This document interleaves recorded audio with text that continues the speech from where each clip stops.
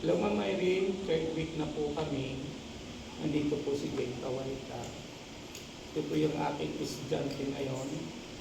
Ang aming pag-usapan ay about the understanding time and grammar. Gusto niya matutunan ano yung tamang word for the past tense, the present tense, and the future tense. So, during this week, kakaroon po kami ng field test sa kanya para makita ko kung nasa na yung nalalaman niya po dito. So, this is the time you need to learn the correct comprehension, understanding about the past, the present, and the future. So, we'll go to, again, we'll go to an exam. If you can do it. Okay. So, ito na po yun. So, you can answer.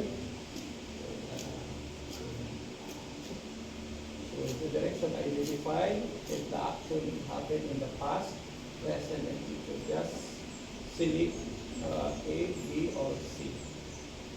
So, that is only 1 to 5.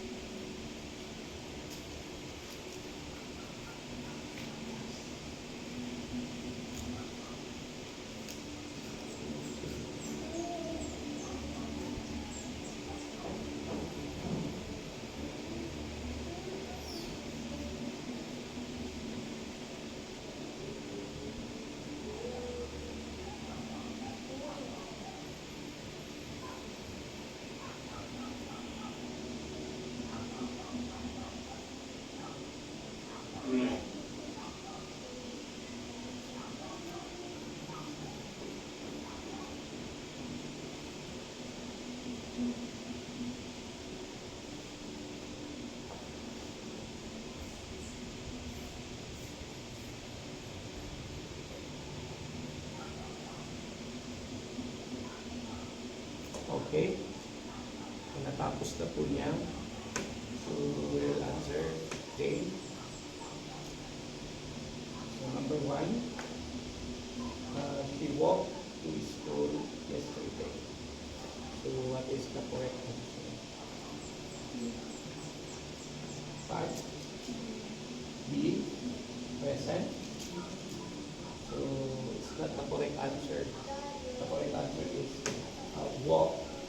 Pag-walk, that is past. Past tense. So, nakalipas. Nakalipas. Basta merong hindi, nakalipas yan. So, wrong. Natin. And the second one, the sun rises in the east. So, what is your answer? A, past. So, no. So, wala namang rises in the S. So, itong rises is nangyayari ngayon. So, that is present, hindi magbukas. No? Magbukas kasi may rises. No? So, hindi tayo, no? So, present, no? Letter B ang sagot. Then, number 3, we will visit our grandparents tomorrow. So, what is the answer? B. So, visit our grandparents tomorrow. May word na tomorrow. Ibig sabihin, bukas pa. So, meron ditong will, no? Will. No? Will visit. Pag may will, this is a future. So, mali ang be present. Dapat future. Okay?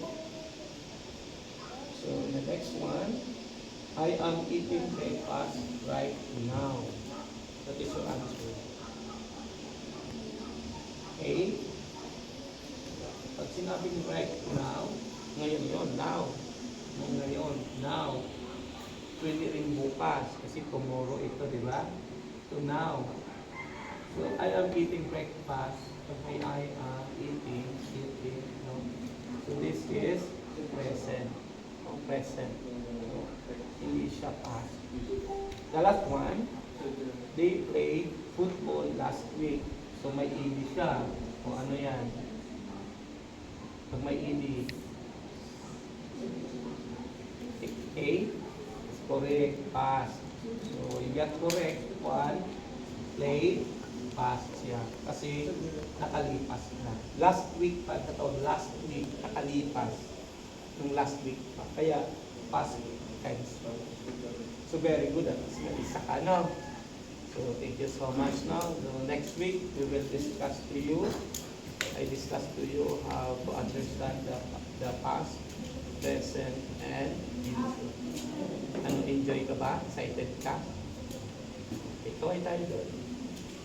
This is our weekly, pangatlong